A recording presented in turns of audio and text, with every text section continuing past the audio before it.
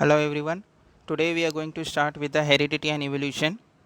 Okay, and the topics are transcription, translation, and translocation. Okay, see, first I'll read it. With the help of RNA, genes present in the form of DNA participated in the function of the cell and thereby control the structure and functioning of the body. Now you know that the DNA is uh, is responsible, okay, for the RNA. DNA से RNA बनता है. RNA के तीन type से हम लोग ने देखे थे, mRNA, rRNA and tRNA. Okay, सबके फंक्शन हम लोग ने देखे थे in last lecture. Now this are the functions which are perform in the body.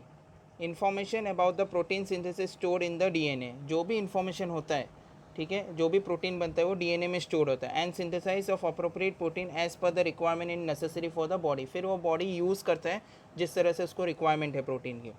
The proteins are synthesized by the DNA through RNA. This is called as a central dogma. ये process को हम लोग क्या बोलते हैं? Central dogma. mRNA is produced as per the sequence of nucleotides on DNA. Only one of the two strands DNA is used in this process.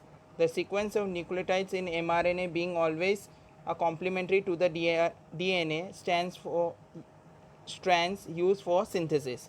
Besides, there is a uracil in RNA instead of thymine in of DNA. This process of RNA synthesis is called transcription. देखिए मैं बताता हूँ आपको कि in last lecture also I have told you there are the four things that you should know. Okay, that is, first is A. Okay, that is adenine, T thymine, G guanine and C cytosine. अब क्या होता है कि ये DNA में होता है, ये सब डीएनए में होता है. Okay, adenine, thymine, guanine and cytosine. ठीक है, ये सब ये जो कंपोनेंट है ये डीएनए में पाए जाते हैं. लेकिन जब आरएनए बनता है इसमें से एमआरएनए बनता है. ठीक है, एमआरएनए बनता है तो एमआरएनए में ये आपका जो थाइमाइन होता है, दिस थाइमाइन, ये नहीं होता है. इसके बदले क्या आ जाता है? यू आ जाता है. यू का मतलब क्या होता है? यू मतलब होता है यूरासिल. यू का मतलब क्या होता है? यूरासिल. यूरासिल बन जाता है. ओके, तो अब हम लोग समझते हैं ट्रांसक्रिप्शन के बारे में पहले. Okay, what is transcription?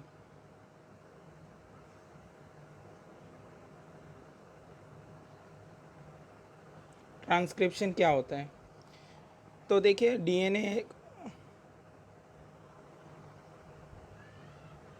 कुछ इस तरह से होता है, बाद में आगे जाके वो अनवाइंड हो जाता है कुछ इस तरह से. ठीक है, ये डीएनए है, यहाँ पे बहुत सारे स्ट्रिप्स होते हैं ये सब. ठीक है, और यहाँ पे आप लिखते हैं ए टी, ये जी सी. ठीक है, ऑपोजिट. आपको हमेशा याद रखना है ए, चार जो चीज़ है ए टी जी और सी. ओके, ए के सामने हमेशा टी आएगा और टी के सामने ए आएगा, जी के सामने सी आएगा और सी के ऑपोजिट जी आने वाला है. Okay, this is a combination. So if I right here A T, sorry,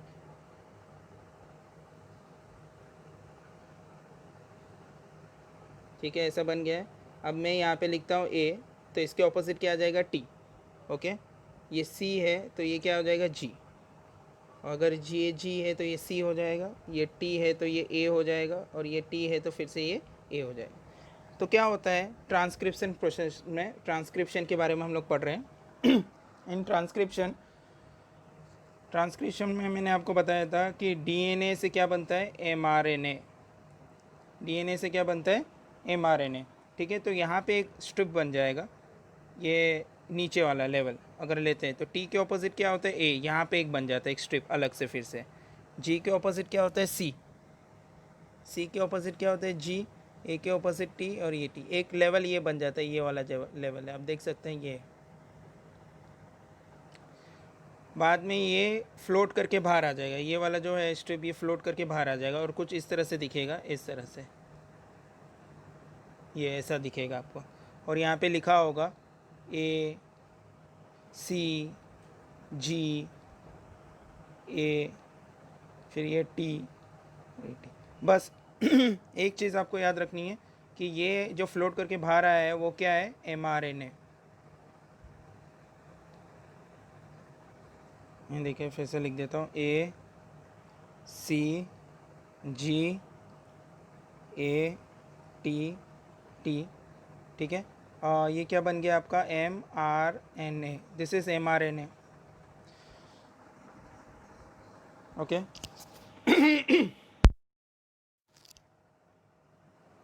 this is mRNA।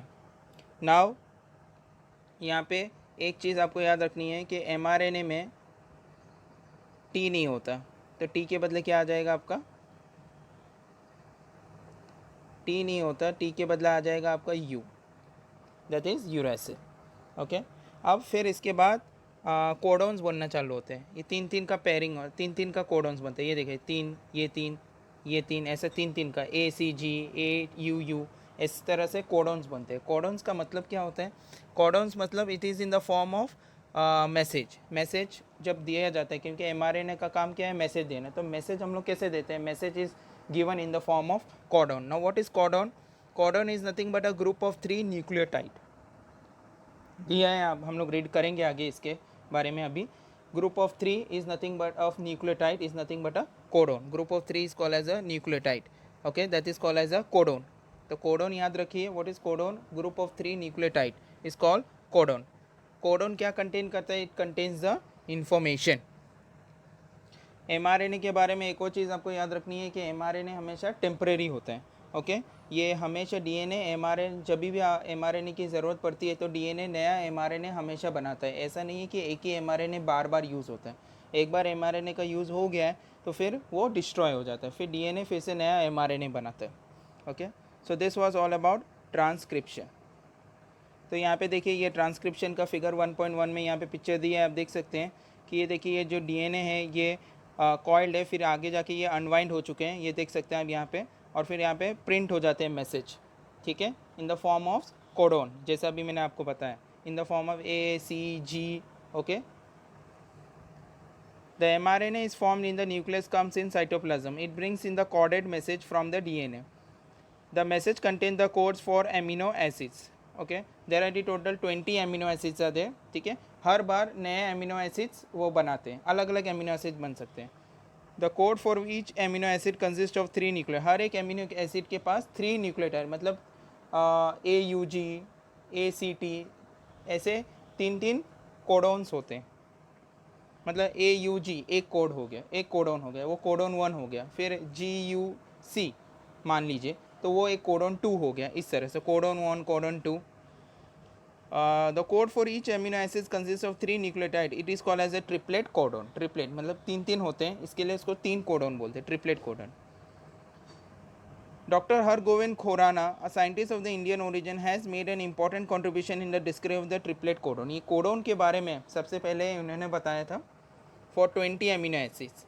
For this work, he was been awarded in the Nobel Prize with the Nobel Prize in 1968 along with the other two scientists. Now, next topic है translation and translocation, ठीक है। तो देखिए अब translation के बारे में हम लोग क्या बोल सकते हैं, अगर आप देखेंगे translation, in that case translation का मतलब क्या होता है, मैंने आपको बताया था translation, okay, if you remember, okay. Translation is what, जिसमें mRNA कन्वर्ट हो जाता है या mRNA बनाता है प्रोटीन, ओके। ये प्रोसेस को हम लोग क्या बोलते हैं, ट्रांसलेशन, ओके। नाउ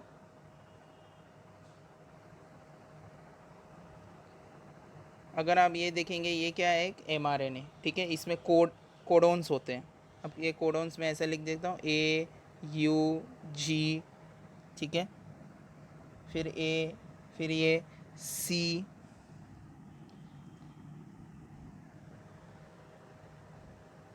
G, इस तरह से कोडोन्स है, ठीक है। अब ये क्या होगा, ये mRNA होगा, ये क्या हो गया, ये आपका mRNA होता है। अब एक राइबोसोम्स होते हैं, ठीक है, जो ढूंढते हैं ये मैसेज को अनलॉक करने के लिए। अब देखिए यहाँ पर ये पिक्चर में आपको क्लियर होगा, ये वाला पिक्चर देखिए, आप ये देख सकते हैं, ये वाला जो है ये mRNA है, ठीक है, ये mRNA आप देख सकते हैं नीचे वाला। अब यहाँ पे तीन तीन का ग्रुप बन रहा है, तीन तीन का ग्रुप, देखिए यहाँ पे, ये देखिए, ये 1 2 3, यहाँ पे 3, यहाँ पे 3। तो तीन तीन का ग्रुप ऐसा क्यों बन रहा है? Because they are the codons. ये एक कोडॉन हो गया, दूसरा कोडॉन हो गया। तो जब टीआरएनए आएगा तो टीआरएनए क्या करता है, ये देखिए आप देख सकते हैं, ये लाइक अ ब्रश शेप, जो ब्रश शेप जैसे दिख रहा है आपको वो टीआरएनए, ठीक है। वो टीआरएनए आके कोडॉन्स में जो कोड है वो अनलॉक करेगा। अब जैसे अगर मैं आपको यहाँ पे बताऊँ, यहाँ पे ये जो अभी मैंने ड्रॉ किया था, ये मैं फिर से ड्रॉ करता हूँ। ये ए है, ठीक है, ये यू है, एग्जाम्पल लिख रहा हूँ मैं, और ये जी है, ओके। अब जो आपका आने वाला है टीआरएनए, ठीक है। Now tRNA will code this message, ठीक है। वो किस तरह से कोडिंग करेगा, देखिए कि जो टीआरएनए होता है उसका शेप कुछ इस तरह से होता है, ऐसा, ठीक है, लाइक अ पेन और या ब्रश जैसे आप बोल सकते हैं, ठीक है। इसमें कोड होंगे दूसरे कोडोन्स, ठीक है। ये कोडोन हो गया आपका, ये वाला एक कोडोन हो गया, यहाँ पे दूसरा एक कोडोन होगा। जैसे ए का ऑपोजिट आपको पता है, ए का ऑपोजिट क्या होता है? T, okay. और यू का ऑपोजिट क्या होगा आपका? यहाँ पे हम लोग ने यू को क्या बोला है, ठीक है, यू इज़ रिप्लेस बाय सी, ठीक है। तो यू का ऑपोजिट होगा जी, और जी का ऑपोजिट क्या होगा? सी, करेक्ट, सॉरी।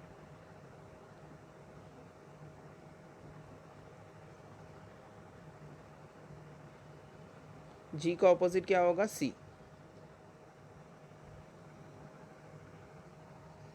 ठीक है। अब ये आके ये जो एक कॉर्डन बना है, ठीक है, ये आके इधर चिपक जाएगा इधर। तो ये एक आपका एक मैसेज बना देगा, कोड कर देगा, इनकोड कर देगा मैसेज को इस तरह से। यहाँ पे जैसे दिया है, ये देखिए यहाँ पे, ये देखिए यहाँ पे आके इस तरह से एक मैसेज इनकोड किया, फिर दूसरा मैसेज, फिर तीसरा मैसेज, ये प्रोसेस को, ठीक है। और फिर वो प्रोटीन बनाना चालू कर देंगे, और ये प्रोसेस को हम लोग क्या बोलते हैं? Translation, okay. Each mRNA is made up of thousands of triplet codon. हर एक mRNA के बाद बहुत सारे कोडॉन्स होते हैं, तीन तीन के ग्रुप में बनाकर। As per the message of mRNA amino acids are supplied by the tRNA, उसके हिसाब से एमिनो एसिड बनते हैं। For this purpose tRNA has anti codon having complementary sequence to the codon on mRNA, this is called as a translation. देखिए मैंने बताया था आपको, जो mRNA प्रोटीन में कन्वर्ट कर देते हैं, अपने आप को प्रोटीन बनाते हैं, ठीक है। mRNA से जो प्रोटीन बनता है वो प्रोसेस को हम लोग क्या बोलते हैं? Translation. The amino acid brought in it by tRNA are bounded together by peptide bonds with the help of the tRNA. आप देख सकते हैं ये पूरे ये जो है ये टीआरएनए, ठीक है, ये जो ब्रश जैसे स्ट्रक्चर है, ठीक है, ये जाके हर एक mRNA के कोडॉन्स को जाके चिपक जाएंगे, okay. During this process, the ribosome keeps moving from one end of the mRNA to other end by the distance of one triplet codon. यहाँ पे ये तीन कोडॉन, मतलब एक कोडॉन को जाके चिपक गए यहाँ पे, फिर ये दूसरा आएगा टीआरएनए, फिर तीसरा आएगा, इस तरह से कंटिन्यू चलेगा, ठीक है। लेकिन ये कंटिन्यू चलेगा, लेकिन एक जगह यहाँ पे ये स्टॉप होगा, उसे हम लोग बोलते हैं स्टॉप कोडॉन।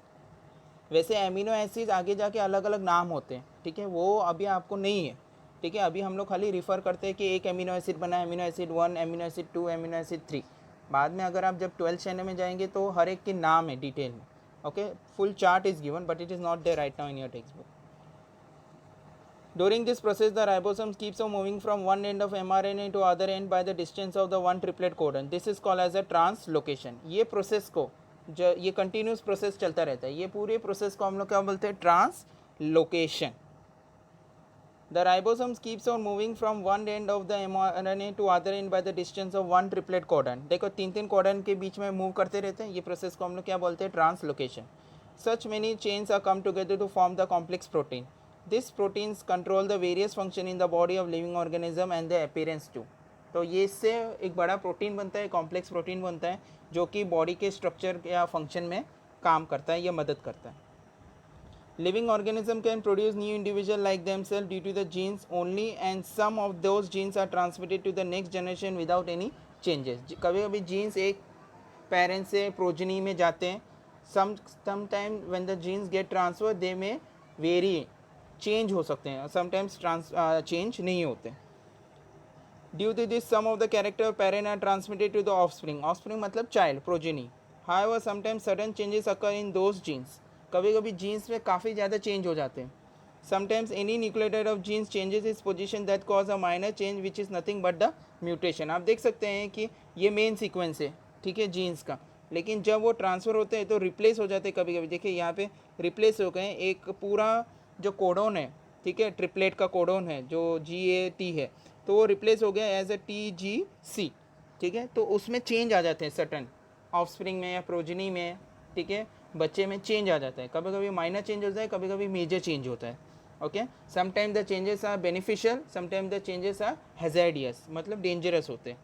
ऐसे चेंजेस को हम लोग बोलते हैं म्यूटेशन. ऐसे चेंजेस को हम लोग क्या बोलते हैं? Mutation. Sometimes any nucleotide of gene change its position that cause a minor change which is nothing but the mutation. Some mutation may be minor but some may be the considerable. देखिए Darwin's के हिसाब से mutation आना बहुत अच्छी बात होती है, क्योंकि उसमें बहुत सारी चीज़ें नई आती है नेक्स्ट जनरेशन में. एग्जाम्पल, म्यूटेशन में cause the genetic disorder like sickle cell anaemia. कभी कभी बीमारी भी लेके आते हैं. देखिए एक बीमारी है sickle cell anaemia. This is a ever lasting process and it is one of the proof for Darwin theory of natural selections. Okay, so that's it in this video. I hope you like this video. In next video we'll continue further. Okay, thank you so much.